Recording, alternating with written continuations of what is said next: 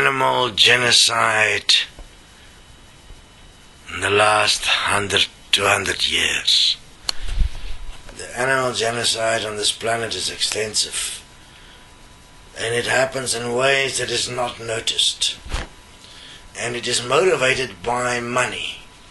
So when a farmer has their crop or their sheep or cows, and any animal that normally would live from these things come near it, it will be killed, because it's not coming to attack the farmer's crop or the farmer's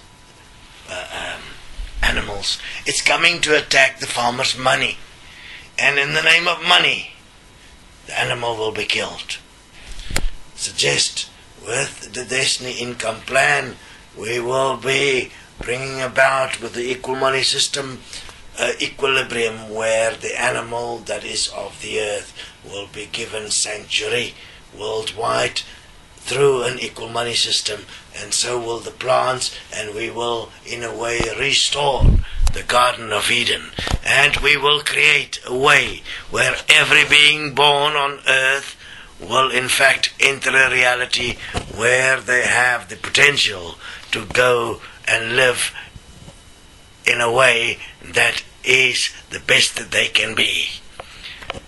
That would include plants, animals, and humans.